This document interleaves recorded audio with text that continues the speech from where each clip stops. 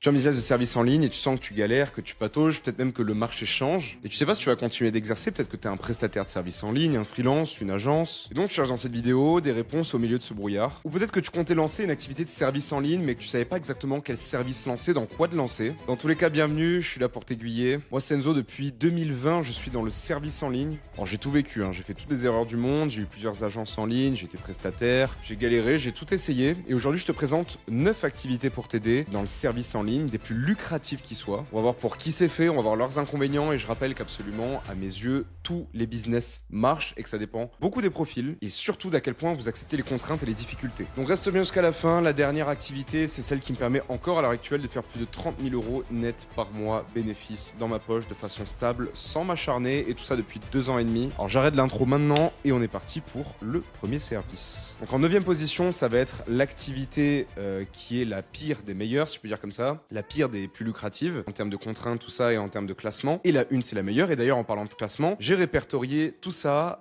avec plusieurs critères: le potentiel de revenu, la scalabilité, la barrière à l'entrée, la concurrence, la demande des clients, la stabilité du revenu et la LTV moyenne. Combien d'argent va vous rapporter vos clients sur du long terme? Combien de temps, tout simplement, aussi, ils vont rester avec vous? Donc on voit que c'est noté de 1 à 5, donc c'est-à-dire 1 c'est la pire note et la 5e c'est la meilleure par rapport au sujet en question. J'ai même mis des petites annotations. Ensuite, on verra pour qui c'est fait selon votre profil, les inconvénients, jusqu'à l'activité numéro 1 qui sera la plus intéressante. Donc le social media management, community management, appelez ça comme vous voulez. En gros, les personnes qui vont poster sur les réseaux sociaux de leurs clients, tout ça. En termes de potentiel de revenus, j'ai mis 1 sur 5. Pour moi, c'est très dur aujourd'hui de dépasser 3 000 à 4 000 euros par mois. Il y a besoin de pas mal de clients simultanés. C'est des clients qui vous paient entre 500, 800, peut-être 1000 euros par mois.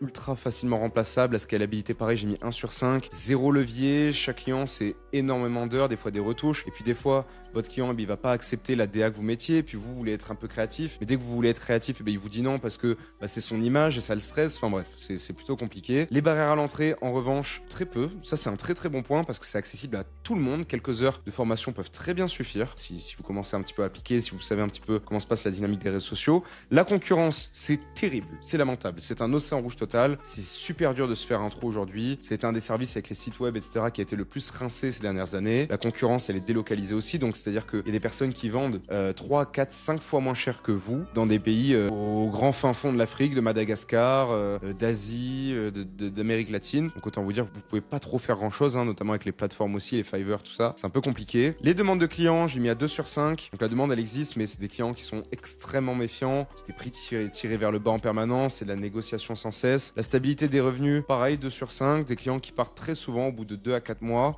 Vous avez besoin de tout le temps chercher un nouveau client. Pourquoi est-ce qu'ils partent? Parce qu'en fait, ils ont du mal aussi à avoir votre plus-value au sein de leur business. Ils ont du mal à traquer véritablement combien d'argent vous allez pouvoir leur ramener tous les mois. La LTV, c'est pire que tout, j'ai mis 1 sur 5. C'est catastrophique de vous garder vos clients, comme on a dit, 2 à 3 mois en moyenne. Il n'y a aucune récurrence long terme. C'est relativement compliqué. Ça nous donne une note globale de 13 sur 35. C'est un modèle qui était bon avant, sincèrement. Très très bon avant. On pouvait faire pas mal d'argent avec du volume, tout ça. Là, le marché a trop évolué et il faut aller vers les demandes du marché. Le marché n'est plus du tout enclin à laisser social media management qui de plus en plus délégué directement en interne. C'est-à-dire qu'en fait, les entreprises vont souvent le déléguer aux stagiaires, les alternants, des personnes qui sont payées à plein temps pour ça, plus qu'externalisé aujourd'hui. Donc aujourd'hui, pour qui c'est fait selon moi? Pour les débutants de 17 à 23 ans avec zéro compétence spécifique, zéro réseau, zéro capital, qui sont créatifs, qui aiment la dynamique des réseaux sociaux, qui veulent peut-être juste démarrer quelque chose sans nécessairement en vivre dès le début, faire leur premier pas en fait, tout simplement. Pour moi, c'est une excellente école pour faire ses premiers pas. Les inconvénients,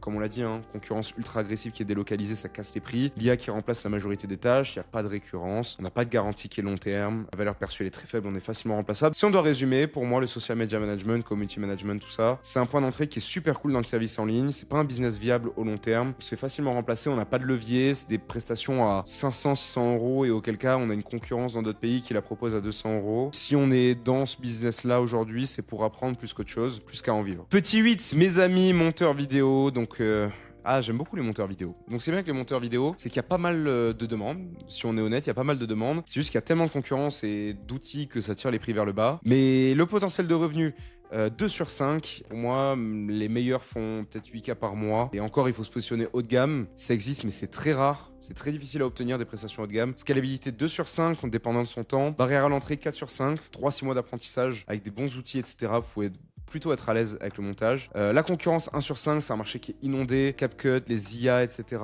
La demande client, j'ai mis 3 sur 5. La demande elle est plutôt forte, mais il y a des retouches qui sont incessantes, c'est du temps perdu non facturé. Stabilité du revenu, 2 sur 5, c'est un modèle à la mission. Pas mal de retouches qui sont extrêmement nombreuses. La rentabilité, elle est très très faible, notamment sur les retouches. La LTV moyenne, 2 sur 5. La récurrence, elle est possible, mais c'est extrêmement fragile. Le changement de style de client, ça peut changer une collab. Si vous êtes spécialisé en vlog, votre client, il veut faire des vidéos techniques. Si vous êtes spécialisé en Reels et que votre client, il veut arrêter Insta et faire du YouTube, vous êtes foutu. Donc aujourd'hui, pour qui, selon moi, les personnes qui ont une vraie passion depuis longtemps pour l'audiovisuel et qui ont déjà des compétences en montage, motion, design, graphisme, tout ça. Donc c'est possible d'en vivre, sincèrement. Uniquement si vous vous positionnez en haut de gamme, c'est très irrégulier et précaire. Le moyen de gamme, pardon, pas le haut de gamme. Ici, le moyen de gamme est mort. Le bas de gamme a été déjà remplacé par l'IA aujourd'hui. Donc les inconvénients, c'est qu'il y a des retouches incessantes qui détruisent la rentabilité. L'IA remplace véritablement, il y a une ultra concurrence. C'est un modèle à la mission, c'est un modèle qui dépend de votre temps. Donc si vous travaillez pas, vous faites pas d'argent. Faut accepter de bosser beaucoup pour gagner pas tant que ça non plus. Donc le montage, pour moi, en 2026, la réalité qui est derrière, c'est que tu vas passer beaucoup de temps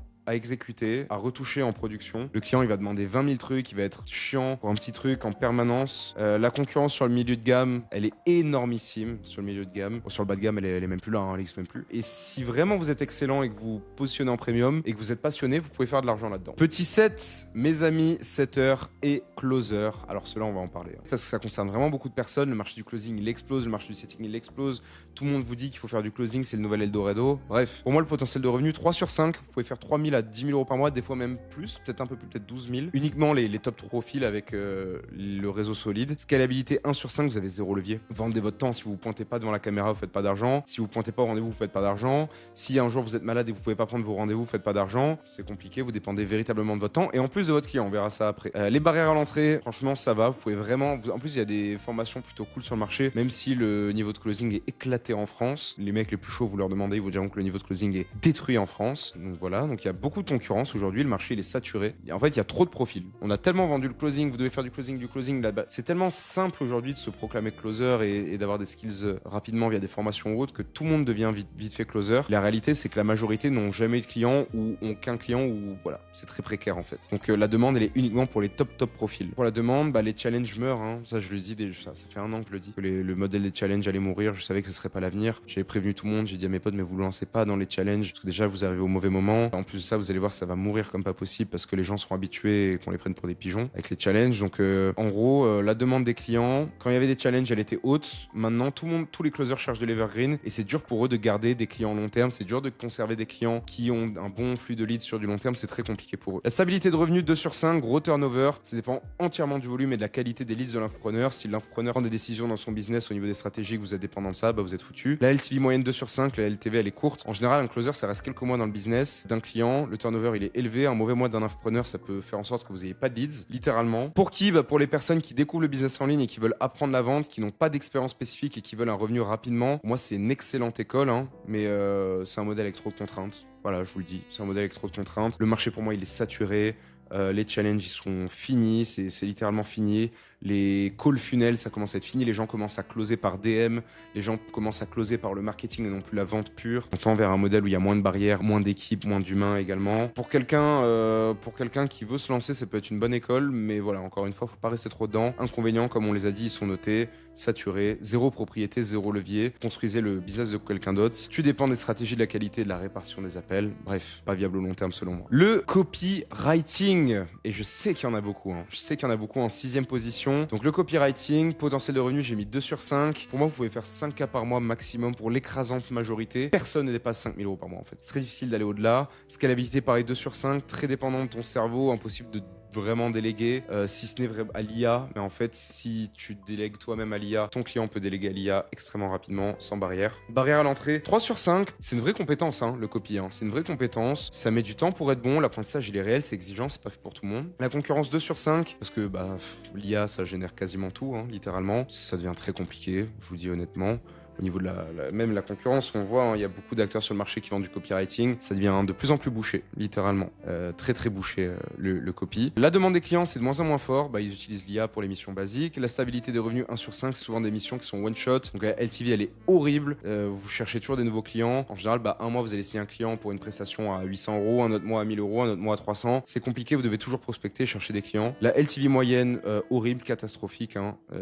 Prestation ponctuelle, peu de récurrence. Ça nous donne une note de 13 sur 35. Pour qui c'est fait? Pour les personnes qui aiment la psychologie, l'écriture et la vente, qui sont vers ce genre de compétences qui est indispensable au marketing, mais qui se fait de plus en plus remplacer. C'est un super investissement par contre dans le temps, selon moi, pour toute une carrière entrepreneuriale. Faut garder en tête que le modèle freelance et même agence plafonne et que vous, copywriter, vous n'allez pas y échapper. Pour les inconvénients, ils sont écrits, je vous les ai mis juste ici. Mais pour moi, le copywriting, par contre, c'est vraiment l'une des compétences avec la vente les plus essentielles pour le marketing digital dans ces prochaines années. Donc je dis pas le contraire, hein, véritablement, pour moi c'est vraiment essentiel. Il y a un gros plafond, c'est en train de tuer le game, il y a beaucoup trop de copywriters sur le marché, c'est beaucoup de prestations one shot, c'est dur d'en vivre, c'est dur, on cherche toujours des nouveaux clients. Si tu as cette compétence, l'objectif c'est de l'utiliser dans un autre business à la limite, mais pas juste de vendre du copy. En 5e position, on a le funnel builder, potentiel de revenu, j'ai mis 2 sur 5. C'est dur de dépasser 5-6K par mois. Standard du marché, c'est des tunnels à quelques centaines d'euros aujourd'hui. La scalabilité, pareil, 2 sur 5, c'est mieux que le copy, mais c'est très limité. Sans équipe, c'est très dur de dépasser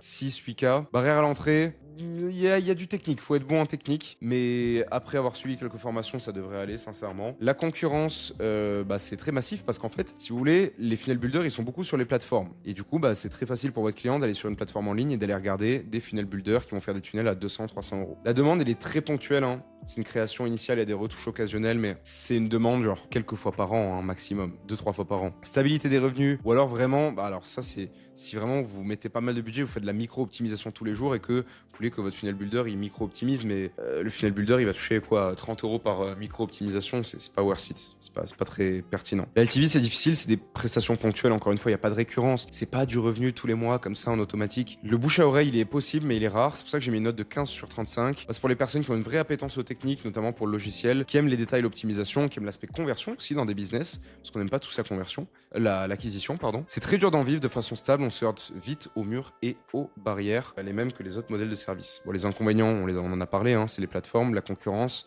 ça demande d'être très ponctuel, donc c'est très peu scalable sur le taux horaire. On va prendre 10 clients d'un coup et dire aux 10 clients je vous livre dans 48 heures, c'est compliqué. Et vous avez aussi zéro dépendance vis-à-vis du client, donc votre stabilité elle est catastrophique, vous n'avez pas de revenus stables. Voilà ce que je pense des funnel builders, 5e position, pour moi c'est mérité. Le head of sales, c'est un rôle qui semble un peu évoluer, donc c'est souvent l'évolution pseudo-naturelle des closers, qui est pas vraiment indépendant. Le head of sales il est pas indépendant, il est complètement dépendant de son infopreneur. Si son infopreneur il change de stratégie, il est foutu, il est limogé. Si les perfs des closers elles sont pas assez bonnes, c'est sa responsabilité, donc il vire aussi. Bref, c'est pour ça que pour le potentiel de revenu, j'ai mis 3 sur 5. Un head of sales, ça peut faire 5, 10, parfois 12K par mois. C'est difficile d'aller très au-delà vu la dépendance structurelle. Scalabilité 2 sur 5, très limité structurellement, hein. Tu dépends des décisions et des leads de ton infopreneur et également des performances de tes closers. Les barrières à l'entrée 3 sur 5, ça exige une certaine expérience en sales, 1 ou 2 ans minimum, ça a une expérience dans le setting, dans le closing. Concurrence 2 sur 5, il y a beaucoup trop de head of sales. En fait, dès que les mecs ils sont closers, tu sais pas pourquoi ils veulent passer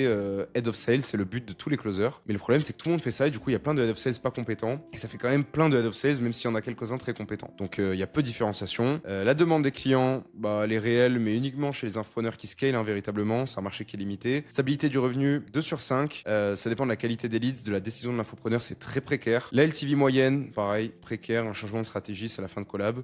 Head of sales, en plus, vous devez manager, recruter. Vous savez que l'humain, c'est tout ce qui est de plus difficile à gérer. Vous devez recruter, vous occuper d'optimiser, vous devez être réactif, tout le temps réactif. Si l'infopreneur a besoin d'un truc, vous devez répondre dans les 3 minutes, sinon vous faites pas votre job. Il y a pas mal de pression, vous pouvez être limogé comme ça, vous dépendez que d'un ou deux infopreneurs, c'est compliqué. Pour qui c'est fait? À la base, pour les closers, les commerciaux et managers qui ont une grosse expérience, qui veulent évoluer, c'est un vrai rôle de gérer l'humain, hein, une vraie compétence, c'est un rôle formateur, mais qui rend très dépendant des clients. Donc les inconvénients, c'est la dépendance totale d'un ou deux clients, de l'acquisition, de la qualité des leads, des perfs des closers. C'est très facilement remplaçable. Tout le monde se prétend head of sales, hein, d'ailleurs, vous allez allez vous rendre compte. Aucune dépendance pour l'infopreneur, c'est facile de sauter. Et la gestion humaine est fatigante et chronophage. Ça valait pas mieux qu'une 4e place. Le média buyer, je l'ai mis en 3e position. Vous allez voir pourquoi. Parce que le média buyer, tout le monde va me dire oui, mais Enzo, aujourd'hui le média buying ça n'existe plus parce que Meta optimise tout seul, etc. avec les nouvelles mises à jour. Oui, vous avez raison. Vous allez comprendre. Le potentiel de revenu, 3 sur 5, grand maximum 10 000 € par mois dans le modèle classique. Au-delà, c'est la pression et instabilité. Et j'ai oublié de vous préciser un truc, c'est que tous les modèles que vous voyez à l'instant à l'écran, si je les ai pas fait par exemple Media Buyer, j'ai eu des agences de media buying. Tout ce que vous voyez aujourd'hui, je connais des personnes, j'ai accompagné des personnes, j'ai eu des élèves qui ont été dans CENI, j'ai eu plus de 900 élèves dans le service à la base, j'ai eu plus de 900 élèves avant quand je vendais des accompagnements pour des agences. À l'époque, j'ai vu tous les services, je connais toute la data, je connais tout le marché, j'ai testé moi-même, j'ai fait tester à mes élèves, je connais toute la data du marché, donc je sais parfaitement de quoi je parle. Et tout ce que je vais vous dire du coup, c'est vrai que je l'ai pas précisé, mais j'ai la data du marché. Je suis probablement sur le marché français l'une des personnes dans le service en ligne francophone les plus capables de vous dire vraiment ce qui se passe à 360 degrés, quels que soient les services et les activités d'ailleurs. Scalabilité, 3 sur 5, des systèmes réplicables, meilleure scalabilité, mais c'est encore très dépendant de toi. Si tu fais une mauvaise perf, tu fais une mauvaise perf. Si le client il gagne, c'est grâce à toi. S'il perd, c'est à cause de toi. Les barrières à l'entrée, l'apprentissage il est long, il est coûteux, il y a des erreurs fréquentes. Je connais pas de média buyer qui a réussi d'un coup à péter en média buying. Il s'est forcément cassé la tête au moins une fois, il a perdu des clients pour apprendre. Donc en fait, c'est le fait de tester sur des clients, perdre des clients parce qu'on a testé sur eux et d'apprendre par rapport à ça en fait, tout simplement. Donc pour moi, il faut 1 an minimum pour être bon en media buying, vraiment bon. La concurrence 2 sur 5, marché très concurrentiel chez les media buyers, notamment dans les agences de media buying aujourd'hui. Et hors infoproduit, c'est très difficile d'être rentable. Si vous êtes media buyer pour un client qui n'a pas un infoproduit, donc c'est-à-dire qu'il vend pas une formation, un accompagnement ou un mentoring, c'est très compliqué. C'est très très compliqué, sincèrement. C'est l'e-commerce, les marges elles sont genre à 20 ou 30%. Quand vous êtes media buyer dans une autre niche que l'infoproduit, vous devez tout calculer. La demande elle est plutôt forte, mais uniquement sur les infopreneurs qui ont le budget et la marge de bien payer. Également, je rajouterais un truc, c'est que la demande elle est forte beaucoup plus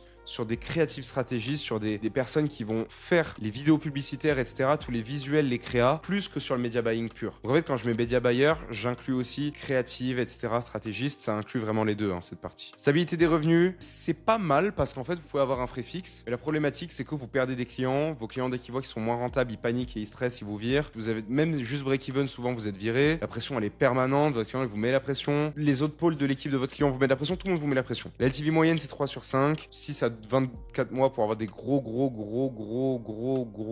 résultats. Pas à niveau vis-à-vis de vos clients. 6 à 24 mois pour vraiment consolider de manière certaine la collaboration. Et la pression, elle est toujours permanente, concrètement. En fait, il faut savoir que c'est chiant pour un client de virer un media buyer. Donc voilà, c'est pour ça que la LTV est un petit peu plus grande. En général, si vous passez le mois test, vous restez 6 mois, max. Donc ça fait un modèle à 19 sur 35 quand même, c'est pas mal. Enfin, c'est mieux déjà, c'est plus que la moyenne. Et donc pour qui c'est fait? Pour les personnes qui aiment les chiffres, qui aiment la data, l'optimisation constante, qui veulent comprendre comment l'argent se multiplie grâce à la publicité. C'est une très bonne compétence qui est de moins en moins recherchée parce qu'elle est internalisée ou facilitée notamment avec les nouveaux algorithmes. Du coup, il y a beaucoup plus un rôle, comme je disais, de créatif stratégiste qui se dessine. Le plafond, c'est le même que pour tous les autres business. Les inconvénients aussi, on en a parlé. Très dur d'être rentable, c'est instable, grand maximum 10 000 par mois. La pression des résultats qui est littéralement permanente. Donc, en gros, si on résume, vous avez une pression permanente et vous faites 10 cas par mois maximum. Et si vous faites un mauvais retour sur investissement à votre client, il peut vous virer. Donc pour les plus téméraires, ça peut être un modèle sympa. Il y a de l'argent à faire, mais trop de contraintes. J'ai fait 3 ans de media buying. J'ai fait 3 ans, je vous en reparlerai après. Mais j'ai fait 3 ans de media buying en tout. J'ai eu des agences et je faisais des mois comme ça et c'était trop stressant. C'était compliqué. L'avant-dernier business de service, c'est le modèle d'agence, donc sous forme SMMA, agence IA, agence de service, etc. Le potentiel de revenu, je l'ai mis à 3 sur 5. Franchement, il y a vraiment moyen d'aller chercher 10 000 € par mois dans la réalité pour la majorité. Par contre, quelques rares vont plus loin. C'est rarissime d'aller plus loin. Vraiment. Aujourd'hui, dans le mal, c'est compliqué. Dans votre poche, 10 000 €. Pas de CA. 10 000 € de CA si vous avez une équipe, etc. Dans votre poche, j'entends. En fait, le modèle d'agence, il a été trituré. Tout le monde pense qu'il a une agence, alors qu'en fait, il est seul sur sa chaise, Le modèle d'agence, c'est du capital humain, c'est plus de ressources, plus de structure. C'est pas juste vous, sur votre canapé, tout seul, à gérer un service, littéralement. À la base, fondamentalement. Mais ça a été vraiment trituré. Et malheureusement, on utilise mal le terme agence aujourd'hui sur le marché francophone. Ensuite, on a la scalabilité que j'ai mis à 3 sur 5 parce que c'est un modèle qui scale si vous avez une équipe. Mais la gestion humaine, encore une fois, ça crée des contraintes. Et moi, dans mon cas, c'est des contraintes que je ne voulais pas, que je ne voulais plus. Des barrières à l'entrée également, j'ai mis à 2 sur 5 parce qu'il y a un capital qui est nécessaire. Il y a une équipe à gérer, des compétences multiples, c'est difficile à lancer. Les premiers clients sont durs à avoir. Le 1 à 5 000 euros par mois, c'est super dur à avoir. La concurrence, horrible. Le marché des agences, il a été tué, saturé, dans tous les sens. Des milliers d'agences qui proposent la même chose tout le temps. Des photocopies, ils vendent les mêmes services au même prix que tout le monde avec les mêmes promesses. Donc en fait,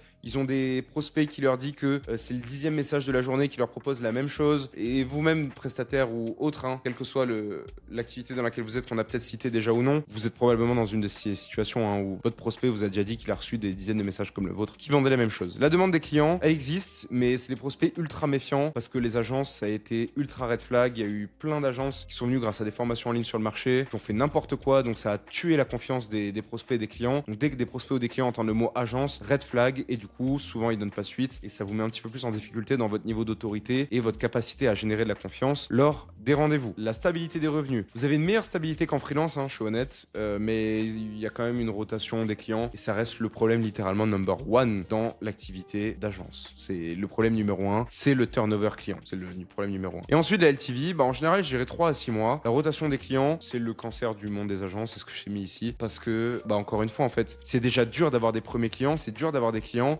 et en plus si on les perd, on doit aller en rechercher d'autres. Donc on va prospecter, qu'est-ce qu'on va faire? On va faire des contenus, on va faire des partenariats, on va signer des clients qui sont les miettes du marché parce que les meilleurs clients, ils sont bookés chez des agences qui sont là depuis longtemps ou les meilleures agences du marché. En gros, ils iront pas chez un petit gars comme derrière toi, derrière ton écran, c'est un peu compliqué. Donc voilà, c'est pour ça que j'ai mis ce modèle deuxième, mais qui est quand même à 18 sur 35. Voilà, j'ai fait une petite entorse, ça veut pas dire que même s'il a un peu moins de points que le média buyer, il doit être en dessous, non. C'est le modèle où j'ai fait mon premier argent en fait, donc je cracherai jamais dessus. C'est le premier modèle qui m'a amené à des mois à 3 000, 5 000, 8 000, 10 000 euros. Mais c'est le modèle que je ne voulais plus parce que j'avais trop de problèmes avec, trop de contraintes, trop de stress. Donc pour les personnes qui ont déjà un background solide en marketing digital, qui ont déjà une expérience, qui veulent construire quelque chose qui semble plus viable, plus structuré, avec un positionnement précis et niché pour répondre à un seul besoin spécifique de client. Les inconvénients, on les a cités. Je rajouterai gestion d'équipe chronophage, rentabilité à la baisse, gestion humaine fatigante, marché saturé, concurrence au niveau des prix tirés vers le bas, prospects qui ont un melon pas possible, donc vous galérez à les closer, crise de la confiance. Et maintenant, le meilleur modèle de service, le meilleur business de service, celui que j'utilise moi-même aujourd'hui, qui me permet de générer entre 30 000 et plus de 40 000 euros certains mois d'ailleurs, sans toutes les contraintes de tous les business qu'on a cités précédemment. Alors tous les business qu'on a cités précédemment, vous pouvez faire de l'argent avec, je doute pas du tout que vous ferez de l'argent avec, mais il faut accepter qu'il y a beaucoup de problèmes, beaucoup de difficultés, beaucoup d'obstacles, beaucoup de contraintes. Et ce que je vous propose maintenant, c'est le meilleur de ce qui se fait dans le service, sans tous les problèmes, toutes les problématiques et toutes les contraintes qu'on a vues précédemment. Je vous parle évidemment du modèle qui a changé ma vie, le modèle qu'on a créé véritablement, qu'on a démocratisé sur le marché francophone avec mon associé Valentin, avec notre entreprise Red Bay Media, le modèle de Scale Partner en infoproduits. Ce modèle, quel est-il? C'est très simple. En fait, on va gérer le marketing global, on va gérer le business, on va s'associer avec des infopreneurs, des personnes qui vendent de l'information en ligne, des personnes qui vendent des formations, des accompagnements et des mentorings. Pourquoi est-ce qu'on fait ça? Parce que c'est le marché dans lequel il faut être pour les 5 à 10 prochaines années. C'est un marché qui va doubler d'ici 5 ans. C'est un marché où il y a énormément d'argent. Aujourd'hui, la majorité des personnes que vous connaissez en ligne font énormément d'argent et ont le style de vie qu'elles ont grâce au fait de vendre des formations, des accompagnements en ligne. Je suis même sûr que vous avez un petit peu des noms en tête. Et derrière ces personnes-là, ces infopreneurs n'ont pas le temps, les ressources, les connaissances, les compétences de gérer et de scaler, de faire monter leur infoproduit, de le faire croître, donc de faire monter littéralement leur business d'accompagnement. Et nous, on est là pour ça. On est là pour s'associer à eux, prendre un pourcentage chez eux, donc on prend un pourcentage, 25, 30, 35, parfois même 40%. Et en échange, on va gérer, piloter leur marketing. Et ce qui est bien, c'est qu'on ne repart pas de zéro parce qu'on s'associe à des business qui marchent déjà. On est déjà sur des business qui font 5 000, 10 000, 15 000, 20 000 euros par mois. On a juste à s'associer à eux et directement, lorsque vous êtes face à un business qui marche déjà, c'est infiniment plus simple de voir les failles et de le faire exploser plutôt que faire partir un business de complètement zéro. Donc c'est pour ça que nous, on n'est pas growth operator parce que souvent, les growth operators, déjà, ils travaillent avec des créateurs, des influenceurs et des gens complètement farfelus qui ne devraient même pas faire des infoproduits parce que c'est pas leur vocation. Et en plus de ça, souvent, ils prennent des profils de zéro. Nous, c'est simple, on prend un truc qui marche, on le décuple et ça nous permet d'avoir de très grosses commissions, une très belle rémunération et on le voit immédiatement avec le potentiel de revenus dès les prochaines semaines très très rapidement à partir du moment où on s'associe avec le client, parce qu'on travaille déjà avec quelque chose qui marche. Donc 5 000 à plus de 15 000 euros par mois par client en termes de revenus. 3 clients, ça me permet typiquement d'avoir entre 15 000 et 40 000 euros par mois net. Bon, moi, dans mon cas, j'ai toujours été entre 30 000 et je fais des mois même à 44 000 à peu près. Il n'y a aucun plafond réel. Ton infopreneur, si tu l'amènes à 100 000 euros par mois, 150 000, 200 000, tu prends un pourcentage sur ce que tu as apporté. Tu n'es plus rémunéré au temps, tu n'es plus rémunéré à l'énergie, tu n'es plus rémunéré à la prestation, tu es rémunéré à la hauteur de tes compétences, tu es rémunéré également à hauteur de ce que tu rapportes. C'est win-win. La personne en face de toi n'a aucune raison de dire non. Et c'est pour ça aussi que c'est facile de signer des clients infopreneurs.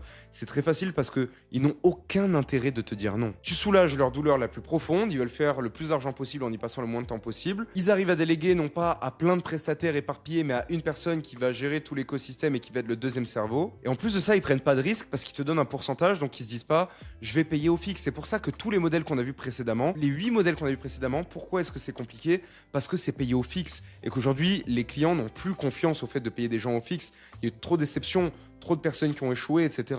Donc on ne donne plus notre confiance, on se dit plus on va payer quelqu'un au fixe et on attend de voir le résultat. Non, on veut du concret, c'est pour ça qu'on travaille ici avec un modèle win-win qui en plus ça nous avantage aussi. Parce que si on fait exploser un client, quel que soit le service, on serait peut-être frustré de ne pas prendre un pourcentage. Si je permets à mon client de lui faire gagner 50 000 euros et que j'ai pas pris 5 000, 10 000 euros dans l'opération, je serais ultra frustré. Ma frustration, si le mec il me paye 1 000 euros et que je l'ai aidé à lui ramener 50 000, c'est horrible. En scalabilité 5 sur 5, il n'y a pas de limite. Tu peux avoir 3, 4 clients, 5 clients si tu n'as pas d'équipe. Et ces clients-là, c'est simple, plus tu leur rapportes du résultat, plus ils te payent en fait. C'est aussi simple que ça, donc il n'y a pas de limite en fait. Ton client, il peut très bien te payer 3 000, comme 5 000, comme 10 000, comme 20 000, comme 30 000, comme 50 000. Et tout ça tous les mois de manière récurrente parce qu'ils ont besoin de toi sur du long terme, ils ont besoin d'un associé sur du long terme. On ne prend jamais un associé pour un mois. Par contre, et c'est le seul point tranchant, la barrière à l'entrée, et c'est ce qui nous permet, et c'est cette barrière à l'entrée qui nous permet de ne pas du tout avoir de concurrence, c'est qu'il y a une montée en compétences réelle nécessaire. C'est rarement fait pour des complets débutants. Même si on a déjà lancé des complets débutants et qu'on les a fait péter. Hein. Nous, voilà, on a 100% de réussite, je vous en parle après, mais nous, on a 100% de réussite sur les personnes qu'on a aidées également à devenir scale partner, même mes potes que j'ai aidés, etc. On a 100% de réussite. Tout le monde arrive à exploser avec ce modèle, même en partant de zéro. Évidemment, à condition de travailler, de se donner les moyens, c'est comme tout, etc. Voilà, c'est pas magique, on n'appuie pas sur des boutons. Mais justement, parce qu'on a besoin de compétences, parce qu'il y a besoin de vraies bonnes compétences, qu'il y a beaucoup de personnes qui sont pas prêtes à donner leur temps et leur énergie à ces compétences-là, même si c'est l'avenir. Malheureusement, Scale Partner, c'est le meilleur modèle sur lequel se positionner pour les 5 à 10 prochaines années. C'est le modèle le plus en demande, c'est le modèle où il y a trop d'argent à faire. En fait, c'est simple. S'il y a trop d'argent à faire, si les infopreneurs font énormément d'argent, c'est qu'il y a beaucoup d'argent à faire nous-mêmes. On a juste à prendre un pourcentage de ce qu'ils font. On prend notre part du gâteau dans un énorme gâteau. C'est juste ce qu'on fait en fait. Et encore, les compétences aujourd'hui, et c'est ce que je fais sur ma chaîne YouTube ou même via mon programme de mentoring IPSP, les compétences, on les apprend comme ça. En quelques semaines, c'est bon, on peut se lancer avec un infopreneur, on peut le faire péter. J'ai des personnes qui sont passées de 0 à 10 000 euros par mois en quelques semaines. Et c'est un océan bleu total, il n'y a quasiment pas de concurrence. Il y a très peu de scale partners compétents en France. Il y en a de plus en plus qui se nomment scale partner ou growth operator ou autre, mais il y en a très peu qui sont très compétents. Et pourquoi personne ne vient sur notre marché? Déjà parce que c'est nouveau, parce que j'ai été un des premiers en France à en parler, parce que également, comme on vient de le dire, il y a des barrières à l'entrée. Et vous savez, beaucoup de personnes dans le service notamment veulent appuyer sur 2-3 boutons et devenir riches. Ça se passe pas comme ça. Et en tant que scale partner, c'est pas ça non plus. On n'appuie pas sur 2 boutons et on devient pas riche en cliquant sur 2 boutons. La demande client, elle est énormissime. C'est un marché qui est en surdemande. Je reçois moi-même une dizaine toutes les 2 semaines de messages d'infopreneurs qui veulent bosser avec moi, qui veulent bosser avec nous.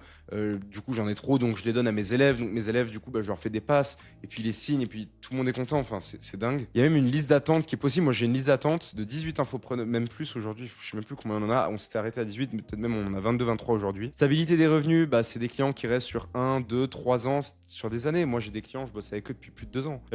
Actuellement, je tourne cette vidéo chez un de mes clients. Je suis chez un de mes clients à l'autre bout du monde, à Bangkok, en train de tourner cette vidéo. Et comment ça se fait? Parce que j'ai une relation depuis 2 ans et demi avec ce client-là. Je lui apporte de gros résultats. il me paye très très bien, il me paye plus de 10 000 euros par mois. Et ça me permet d'avoir un revenu prévisible, mensuel, récurrent. Je ne prospecte plus, je vais plus me courir après des clients.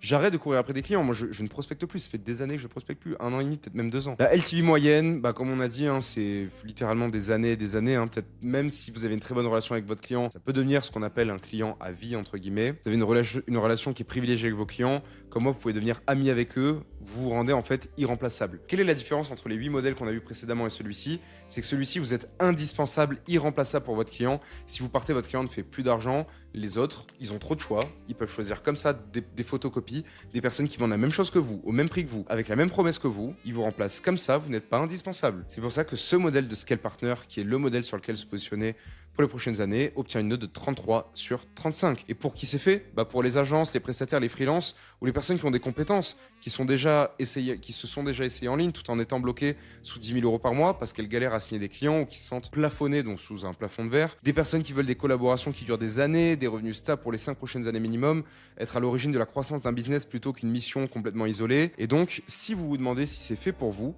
déjà, j'ai une chaîne YouTube où je fais des interviews avec certains de mes élèves. Donc, il y a des élèves qui acceptent de faire des interviews avec moi. Voilà, il y a des élèves qui arrivent à faire en 10 jours 15 000 euros dans leur poche avec un seul client, 13 000 euros par mois ici, 10 000 euros par mois avec un seul client, 52 000 euros son premier mois, 6 000 euros en 30 jours en étant ancienne copywriteuse, de 3 000 à 15 000 euros par mois en travaillant 3 heures par jour alors qu'avant il bossait 16 heures par jour. Bref, vous pouvez aller sur ma chaîne interview, vous pouvez regarder ça, c'est Enzo Swain Interview. Mais en dehors de ça, si vous pensez que c'est pas fait pour vous aussi, je vais essayer de vous prouver le contraire. Regardez, donc ça, c'est un petit peu alors là, on est sur les tout derniers jours de mon accompagnement, donc d'IPSP. Donc ici, on a par exemple un de mes élèves, Mathis, qui a signé 2 infopreneurs ces dernières semaines, donc qui viennent de son réseau, 2500 euros de setup, etc. On a Paul qui a un client canadien qui a fait des tests en lancement. Ils ont réussi à faire 1200 euros x 3 en 24 heures, enfin c'est complètement dingue. On a Manu qui a réussi à faire 68 000 euros sur une cliente qui va le payer 7 000 euros à la fin du mois pour lui dans sa poche. En 6 mois, ils ont fait presque 300 000 euros avec cette cliente. On a Lauriano qui a fait 28 000 euros pour un client en une journée. On a Naom qui a fait 5 000 euros en ayant mis 1 000 euros de budget pub pour un de ses clients. On a Paul également, enfin voilà, en gros c'est illimité. Là, je remonte juste sur les derniers jours, mais là en plus c'est littéralement 20% des résultats de mes élèves, parce que ça, c'est que ceux qui le mettent en public pour que les autres élèves voient. J'ai également l'extrême majorité de mes élèves qui me les envoient en privé dans les tickets. Je le montre sur Instagram, ça vous avez le lien sur Instagram, Enzo Swain, les résultats de tous mes élèves. Également, on a Mika qui est à son 3e infopreneur. Il nous a rejoint en octobre dernier. Il a fait janvier à 19 000 euros quasiment, février à 26 000 euros, mars à 23 000 euros avec seulement 3 clients. Donc voilà, c'est tout pour ce modèle de Scale Partner. Voilà le classement complet qu'on a fait ensemble aujourd'hui. Donc il y a eu 9 business de service. Pour moi, sincèrement, les plus lucratifs, vous pouvez faire de l'argent avec. 7 critères, il y a un seul gagnant et maintenant je vais être très très cash avec vous. Si vous vous êtes reconnu dans le fait que vous vouliez devenir monteur vidéo, devenez monteur vidéo. Je vous dis pas ça pour que vous soyez absolument Scale Partner. Alors évidemment, je sais de manière certaine que si on est amené à bosser ensemble, on a 100% de réussite et c'est vérifiable. J'ai tout mis sur mes réseaux sociaux, j'ai tout documenté en toute transparence. Toutes les personnes qui nous rejoignent, on arrive à les faire péter parce qu'on a un processus aussi de sélection qui est très très gros. D'ailleurs, je vous en parlerai dans une minute, mais vous avez un lien dans la description dans lequel vous pouvez tester votre éligibilité à ce modèle. Mais si vous voulez être monteur, devenez monteur. Si au fond de vous, vous voulez être closer, devenez closer. Au final, je vous ai juste présenté la réalité du terrain, la réalité du marché avec ma data, mon expérience, toutes les personnes que je connais, toutes les personnes que j'ai accompagnées. Je connais énormément de monde maintenant sur le marché du service. J'ai été littéralement confronté à ce marché depuis maintenant 6 ans non-stop. Et de la même manière, si vous êtes déjà setter, closer, monteur, que vous vous reconnaissez dans la vidéo, voilà, j'ai pas fait ça pour vous démoraliser, j'ai pas fait ça pour vous mettre en dépression. C'est juste que vous devez comprendre les limites de là où vous êtes et si vous pataugez, c'est qu'il y a un problème et il faut comprendre le problème, il faut le traiter. Et moi, la meilleure manière avec laquelle je l'ai traité pour moi-même et que je le traite aussi pour mes plus de 70 élèves, ça a été le modèle Scale Partner, ça a été ce modèle-là. Ce modèle qui est une révolution dans le service aujourd'hui. C'est la réalité de ce que j'ai vécu moi pendant 3 ans, au final, toutes les galères que je vous ai citées et toutes les contraintes des business qu'on a vues. Moi, je prospectais 6 heures par jour, je perdais mes clients littéralement tous les 3 mois. Des mois, je faisais à 2K, puis à 4K, puis à 8K, puis à 6K. Enfin bref, c'était des mois super instables, je m'épuisais, j'étais frustré, je vois pas comment je pouvais faire plus. Passer mon temps à travailler. Mes clients, j'avais pas nécessairement une excellente relation avec eux. Les compétences que j'avais, en fait, elles valaient une fortune, mais je me rendais juste pas compte. J'étais dans le mauvais modèle, j'étais au mauvais endroit au mauvais moment. Et en fait, maintenant, j'ai pas énormément de plus de compétences que quand j'avais une agence de media buying. Oui, j'ai plus de compétences, j'ai plus de connaissances. Mais c'est juste que je suis au bon endroit au bon moment. Et le timing, ça peut vous sauver. Il y a beaucoup moins de concurrence, il y a une demande qui est extrêmement forte, c'est un marché qui est en ébullition. Évidemment que c'est plus simple d'apporter des résultats. Et donc en septembre 2023, j'avais pivoté, j'avais repositionné mes compétences en ads dans le modèle Scale Partner. J'ai signé un client, un gros client super facilement et super rapidement en moins de 10 jours, avec infiniment plus d'aisance qu'auparavant, parce qu'il y a énormément de demandes, donc c'est beaucoup plus facile de closer des clients. Premier mois, j'ai fait 6 500 € dans ma poche. Deuxième mois, 17 000. Troisième mois, 32 000. Même compétence, j'ai juste changé de modèle et mes résultats ont fait x10. Donc si la vidéo, elle t'a parlé, si t'as regardé tout le tableau, que tu t'es reconnu, que t'as eu cette sensation de te dire « Putain, mais c'est exactement ce que je cherche, le fait d'être Scale Partner, mais je connaissais pas ou je connaissais plus ou moins, mais j'avais pas autant d'infos. » Il y a un lien dans la description. C'est un appel qu'on prend ensemble pour voir ton éligibilité, pour voir si tu peux être fait pour ce modèle ou pas. On voit si on peut t'aider. Si on peut pas t'aider, il n'y a aucun souci, on te laissera partir. Moi, je gagne rien à vouloir te signer à tout prix et faire en sorte que tu pètes. Moi, mon seul objectif, c'est le 100% de taux de réussite sur mes élèves. J'ai déjà un business principal qui marche, c'est-à-dire RedB, je suis déjà Scale Partner, donc c'est pas ton argent qui va en plus me faire vivre ou changer ma vie. Donc pas de pression, tu viens dans cet appel complètement détendu, je suis pas là pour se closer à tout prix. Si effectivement tu as un bon profil et que je suis sûr que je peux t'aider, bah dans ce cas-là, je te proposerai à la suite de te faire une offre que tu accepteras ou tu refuseras, on verra. Mais je t'expliquerai exactement selon ton activité actuelle, selon ton cas, selon tes objectifs, comment tu peux switch au mieux vers cette transition vers le modèle Scale Partner. D'ailleurs, j'ai pas trop marketé mon mentoring ces dernières semaines parce qu'on a fait face à une très très grosse demande. Je n'ai pas trop communiqué dessus sur les réseaux sociaux. Mais on a des quotas tous les mois, on peut pas prendre tout le monde parce que c'est moi qui accompagne directement en one-one. Hein. Moi, j'ai pas de coach ou quoi, c'est moi qui accompagne directement en one-one. Donc on peut pas prendre tout le monde. C'est pour ça aussi qu'on est très exigeant, très sélectif. On y tient à notre 100% de taux de réussite et c'est ce qui fait aussi notre réputation sur le marché aujourd'hui. Mais ça montre aussi que tout le monde comprend que le modèle de prestation 1.0, donc qui est à l'ancienne, dont j'ai parlé dans cette vidéo, hein, les 8 points, bah, ça devient de plus en plus obsolète, c'est de moins en moins viable pour ceux qui ont vraiment des grosses ambitions, qui veulent le moins de contraintes possible. Et ceux qui resteront dans ces modèles-là sans vraiment opérer un changement, bah, ils vont couler, vous le savez. On a le meilleur modèle de service aujourd'hui du marché, à tel point que même vos gourous préférés, vos infopreneurs préférés, commencent à s'y mettre à ce modèle qui ressemble de plus en plus à un modèle Scale Partner, ils prennent des pourcentages, etc. Moi, ça fait 2 ans et demi que j'y suis au quotidien, que je dis à tout le monde, mais lancez-vous, il y a de la place, il y a de la place, et il y a encore de la place. Mais c'est juste qu'il faut se lancer, parce qu'un jour, tous les prestataires de services vont s'éveiller, ils vont se dire, j'ai vu ça sous mes yeux, j'étais au bon endroit au bon moment, mais je me suis pas lancé. Donc faites-vous ce cadeau, regardez un petit peu des vidéos sur ma chaîne, prenez l'appel directement avec nous si ça résonne en vous. Il y a du très très gros d'ailleurs qui arrive sur la chaîne, donc je vous conseille de me follow. Et puis on se retrouve très vite dans une prochaine vidéo. C'était Enzo. Ciao, ciao.